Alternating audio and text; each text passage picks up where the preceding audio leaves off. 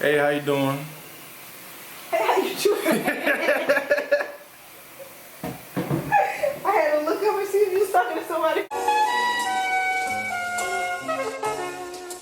So, while everybody's texting Jasmine about her wig. Don't be telling my business. Anyway, I'm trying to contribute a little more to vlogging because I know that's a big part of Jasmine's life. And of course, as a supportive man I am for my woman, I want to just introduce you guys to myself because I know I don't step in front of the camera too often. So my name is KJ. From a small town on the west coast of Florida called Palmetto, Denolia. Very small town. Literally, you probably can ride through Palmetto in 10 minutes? 5, 7, like 5, 7 minutes, 5, 10 minutes, something like that. But it's filled with so many passionate people that just has a huge desire to get out, but don't know exactly the steps to take. So I decided that when I was in high school, I think it had to be my 10th, 11th grade year, I had a very like, what's the word I'm looking for? What? Type of moment. I had a very like, What are you describing? one of those moments that, Like a light bulb moment? it was a what? A light bulb moment? Like a click? Not necessarily a light bulb moment, but a moment to where I felt like I'm gonna make everybody realize. Trent, you're messing up my shot again, bro. What's going on, Bubby? Elmo. Elmo? Nobody don't care about Elmo. Anyway, I had to be like in 10th, it was in 10th grade. So I had one of those moments to where, because growing up I had a lot of people that used to talk down on me as far as that, because they said I was too slow, I couldn't catch, I couldn't tackle, maybe football wasn't for me. So I had one of those moments when I was in 10th grade when we had just rode and did a playoff game, and it was a tiebreaker type situation, and we were all sitting in the back of the bus. The defense was, So a couple of the older seniors, they were talking about, man, who you guys gonna have coming back next year? Why are you walking in the middle of my shoe? I just walked by to get him the first time. Anyway. You want me to blur? I'll blur myself like the background, baby.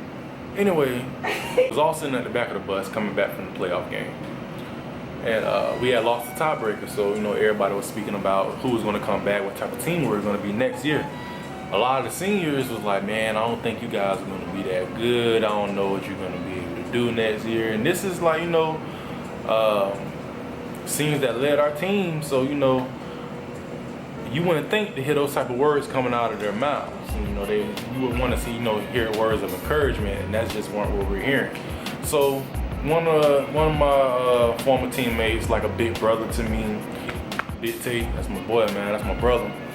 Was just listing off names of people that we was gonna have coming back, and when they got to my name, Deontay said, we got Kid coming back. No lie, like everybody in the back laughed. They laughed. I never heard this. So that night, I literally went to my mom. I told her, I said, Mama, you're not gonna have to worry about paying for my school at all. I'm gonna get a scholarship. That night, I knew what I wanted to do. I knew that I wasn't just gonna be another statistic in Palmetto.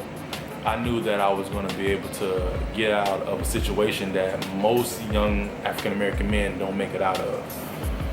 As far as that, the city that I was born in, what's expected of young black men in my city. I understood, at a very young age that I didn't want to go down that route. So also I credit a lot of this to my head coach at the time, Ray Woody. He's now the assistant coach at USF, and I'm very, happy to see him progressing in his coaching career. It's like a godfather to me. Really, was a big influence in my life in high school. I worked my tail off. I could say literally from summertime going into 10th grade on until whenever I was done playing ball. I worked my behind off. And when I got my first letter in the mail, when I got my first, official offer letter, it was from the University of South Florida. I didn't know what it was. I just seen, the logo on the paper, and, just thought it was, just another school saying they might be interested, but I hadn't gotten any offers up until that point. I think this had to be halfway through my junior year. And then when I opened the letter, my mom was actually, in the kitchen cooking at the time. And I looked at it, read it, boom, boom, boom. I got to the point to where it said that we are, excited to, extend you an offer to, you attend the University of South Florida on a full ride football scholarship. My jaw dropped. I was completely shocked. That wasn't something I expected. All I knew is I wanted to play football. All I knew is I didn't know how I was gonna get to college playing football, but just work. That's all I knew. I didn't have nobody telling me that you're ruining my story right now. Dang. She ruined my story, dog. I just didn't know her. But back to what I was saying. I didn't have nobody actually, that was there every day besides my coaches and teammates pushing me to be better, to be a better man on and off the field. I didn't have nobody besides my coaches and my friends. And my mom did exactly what she was supposed to do. She made sure that that I put school first, that I didn't take academics lightly. If it wasn't for her, I don't think I would even played ball at Florida at all. When I got in 9th grade, she told me I couldn't play football unless I had a 2.0 GPA. Well, no, not 2.0, 3.0 GPA. And as most of you know, you got to have a 2.0 just to play. So 3.0, that was back then. That sounds easy right now, but back then, with the type of mindset I had, that seemed like the world to me. Like if I can't play football, then what am I gonna do? So I want to say, thank you, Mom. I do love you for that, because without you even setting that one rule, changed my life. That one rule, period, that your grades got to be up to play ball. Because you don't have too many parents where I'm from that set those type of standards for their young African American men. They just expect them to go to school and they just get a high school degree no matter what they did while they was at the school. They don't necessarily, go through things with them. My mom, she's a trooper, and I love her for the person that she is. But when I was reading that official offer letter, and it said, University of South Florida reaches out to you, offers you, full scholarship to attend. I looked at my mom. I said, Mom, do you know what this is? She said, I don't know, baby. What?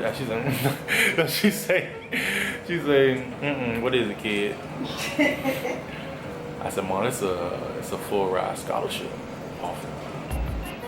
And I don't think it had hit her at the time, because she was looking at me like, okay, because I think to be honest, I think she kind of expected it. Just because, like she has those type of standards for her kids to, exceed that way. So I don't think she was shocked. So when I told her, and I still couldn't believe it, I was ecstatic. The next day I went to school showing everybody my official offer letter. I'm like, I ain't staying in 5 months. I'm going, I'm getting out of here. But that was a big moment in my life for me. And I believe, ever since then, literally, whatever you put your mind to, you really can achieve. And I didn't know it back then, but I was using the law of attraction. Because when those guys was laughing at me in the back of that bus, something in me just clicked. And it was like, I'm gonna prove to you, I'm gonna show you. Like, I had the desire to go out there and show everybody that I'm the best person on this field at all times. No matter who's around me, what's going on, you need to be accounted for me, period. And now that I'm entering the corporate world, Jadden telling me I can't post while I work, but I don't care. Because y'all want to see about me, come find me. But as I step into the corporate world now, I notice that same type of mindset I gotta have. I gotta have that type of desire to want to stand out and be the one that everybody's looking at. Who's that guy? Like, what team does he work for? How can I get him to contribute to my team? That's the guy that I want to work with. He's always laughing. He's always smiling. He's never, negative about something. I can talk to him about anything. That's the type of person I've always feel like I've developed myself to be. And I'm continuing to do that. And that was just me, sharing a little bit of myself with you guys. I know I don't do this often. I know, like I said, I'm kind of uncomfortable doing this. But I look forward to doing a lot more of this in the future.